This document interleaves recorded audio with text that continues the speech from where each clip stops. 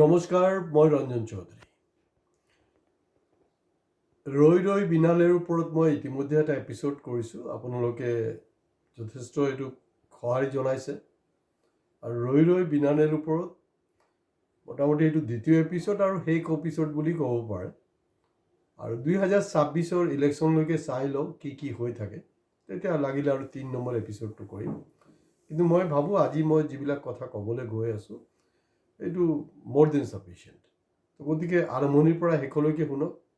আমাৰ channel subscribe কৰা, like কৰা, কমেণ্টছ কৰাত কোনো ধৰণৰ কৃপণালি নকৰিব, বিন্দাছ কৰিব আপোনালোকে।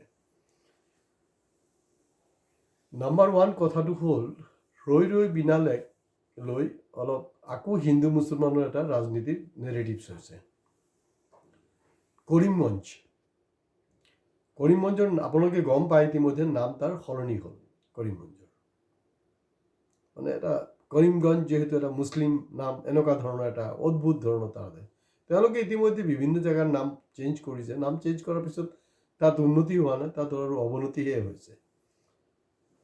তো কৰিমগঞ্জত কি হ'লগে, তাত যেতিয়া ৰৈ ৰৈ বিনালে পিকচাৰটো লগোৱা হ'ল, এইটো চলা নাই বুলিহে ক'ব পাৰে। তো আমাৰ শাসকীয় গোষ্ঠীয়ে এইটোৰ ওপৰত নেৰেটিভছ দিব খুজিছে, দিছে আৰু খোজা নহয়, দিছে। যেহেতু কৰিমগঞ্জত মুছলমান আছে, মুছলমান থকাৰ কাৰণে নেকি ফিল্মটো চোৱা নাই আৰু মুছলমানে জুবিনক ভাল নাপায়। কিন্তু বাস্তৱতাটো কি মই আপোনালোকক ক'ব বিচাৰিছোঁ। আমাৰ মুখ্যমন্ত্ৰী ডাঙৰীয়া খুব কৈ নাথাকে জানো, পপুলেশ্যন মানে ডেম'গ্ৰাফিটোৰ কথা কৈ থাকে যে, মই আজি কৰিমগঞ্জ প্ৰপাৰ চহৰৰ ডেম'গ্ৰাফিটো কৈছোঁ। তাত 80% হিন্দু মানুহ। আৰু কৰিমগঞ্জৰ যদি আপুনি আশে পাশে হিচাপটো লৈ লয়, তেতিয়াহ'লে প্ৰায় ধৰি লওক 60% হিন্দু মানুহ আৰু 40% মুছলমান মানুহ হ'ব। ঠিক আছে। তো হিন্দু মানুহতো জুবিনৰ অনুৰাগী আৰু সেইকেইটাতো মুছলমানকেইটাতো ভণ্ড। তো সেই হিচাপতো চলিব লাগিছিলে। আৰু কৰিমগঞ্জৰ যিজন বিধায়ক তেখেতো কিন্তু হিন্দু বঙালী হয়, তাৰপিছতো চলিব লাগিছিলে, কোনো চলা নাই, কাৰণ তেওঁলোকে কোনো উদ্যোগে লোৱা নাই।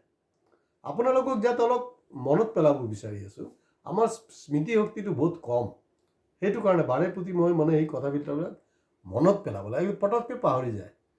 ইণ্ডিয়ানবিলাকতো এই বেমাৰটো আছে, বিশেষকৈ আমাৰ অসমীয়া মানুহ বেছি বেমাৰ, সেই বেমাৰটো বহুত বেছি। কাৰণ 16 মে'ৰ পিছত 2014 আপোনাৰ টালি টোপোলা লৈ পলাব লাগিব বাংলাদেশী, পাহৰিছে, অসমীয়া পাহৰিছে এইটো।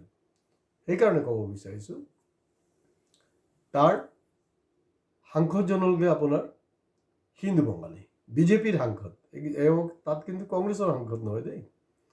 এতিয়া মনত পেলাওক, কাশ্মীৰ ফাইল যেতিয়া হৈছিলে, এইটো ইণ্ডিয়ান ফিল্ম ইণ্ডাষ্ট্ৰীৰ ফাৰ্ষ্ট ফিল্ম, যিটো ফিল্মক প্ৰমোট কৰিছিলে দেশৰ প্ৰধানমন্ত্ৰী মোদী ডাঙৰীয়া। কিমান লাজৰ কথা। কাশ্মীৰ ফাইলছত কি হৈছে, কাশ্মীৰ ফাইলছত তাততো বিভেদৰ ৰাজনীতি বেলেগতো একো নাই, অতিৰঞ্জিত হৈছে বহুত কথা বতৰাবিলাক। তাত যদি হিন্দু ভিক্টিম হৈছে, তাত মুছলমানো ভিক্টিম হৈছে কাশ্মীৰত।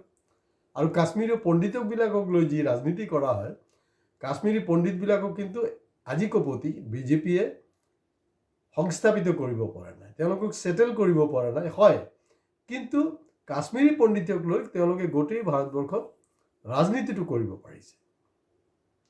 কাশ্মীৰ ফাইল যেতিয়া হৈছিলে, কাশ্মীৰ ফাইলছ সৈতে আপোনালোকে চাব, তাত দেখা গ'ল যে আপোনাৰ বিভিন্ন চিনেমা হলত, আপুনি বেলেগ ষ্টেটৰ কথা বাদেই দিয়ক বাৰু, অসমৰ কথাই কৈছোঁ, বিজেপি, RSS, ABVP, বজৰং দল, তেওঁলোকে নিজে উদ্যোগ লৈছিলে, নিজে উদ্যোগ লৈ এই ফিল্মখন আপোনাৰ স্কুল কলেজৰ ল'ৰা ছোৱালীক ফ্ৰী অফ কষ্ট, মানে পইচা নালাগে, তেওঁলোকে শাৰী পাতি এজনকৈ মানুহ সোমাইছিলে এইটো প্ৰমোট কৰাৰ কাৰণে, মানে মূৰত সেই মানে জেহেৰটো সোমাই দিয়াৰ কাৰণে কৰি আছিলে, সেইটো কৰিলে।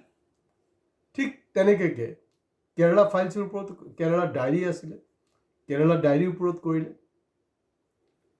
শেহতীয়াকৈ বেংগল ফাইলছৰ ওপৰত কৰিছে, কিন্তু Bengal files ultimately super duper flop. আৰু তিনিচুকীয়াৰ নিচিনা চহৰত দেখা গৈছে বিজেপিৰ একজন বিহাৰী নেতাই বেংগল ফাইলছক প্ৰমোট কৰি আছে, ছ'চিয়েল মিডিয়াত দিছে। মোৰ ফেচবুক একাউণ্টত চাব, মই কিন্তু সেইবিলাক মাজে মাজে পোষ্ট কৰোঁ, কাৰণ ৰেকৰ্ডবিলাক জনাটো ভাল। তো মোৰ কথাটো হ'ল, তেওঁলোকে যদি সঁচাকৈ জুবিনৰ ন্যায় দিব বিচাৰে আৰু প্ৰকৃত জুবিন অনুৰাগী বিজেপিৰ মানুহবিলাক RSS ABP বজৰং দলৰ মানুহবিলাক হয়, তেওঁলোকে এই একেটা উদ্যোগ কিয় লোৱা নাই এই ফিল্মখন প্ৰমোট কৰাৰ কাৰণে? প্ৰথমতে এইটো আপোনাৰ টেক্স ফ্ৰী হ'ব লাগিছিলে, প্ৰথম কথাটো এইটো টেক্স ফ্ৰী হ'ব লাগিছিলে। টেক্স ফ্ৰী কেলে কৰা নাই? আৰু অসমৰ যোনটো টেক্স সেইটো নাকি কোন আৰু এটা ফাণ্ডত দিব, আৰু দৰকাৰ নাই নহয়, দৰকাৰ নাইতো। কাৰণ আমাৰ মন্ত্ৰী বিধায়কৰ ইমান টকা হৈছে, তাহাঁতি এনেই আমাৰ সাংস্কৃতিক কেন্দ্ৰবিলাকক পইচা দিব পাৰে, দৰকাৰ নাইতো। সেইটো পূৰা 18% টেক্স লোৱা হ'ল। এই ফিল্মটো টেক্স ফ্ৰী হ'ব লাগিছিলে, কিন্তু এই ফিল্ম টেক্স ফ্ৰী কৰা নাই। আৰু আপোনালোকে কমেণ্ট বক্সত কমেণ্টছ কৰিব, অসমৰ চুকে কোণে যিকেইটা চিনেমা হল চলিছে, ক'তো আপুনি বিজেপিৰ নেতাৰ ইনিচিয়েটিভ দেখিছেনে? RSS বজৰং দলৰ সেইবিলাকৰ ক'তো নাই। যোনটো কাশ্মীৰী ফাইলছ য'ত ইনিচিয়েটিভটো আছিলে, এতিয়া নাই কেলে? কাৰণ জুবিনক তেওঁলোকে ভাল নাপায়। কাৰণ জুবিন 2026-ৰ কাৰণে এতিয়ালৈকে কিন্তু বিজেপিৰ কাৰণে মূৰৰ কামৰণি হৈ আছে।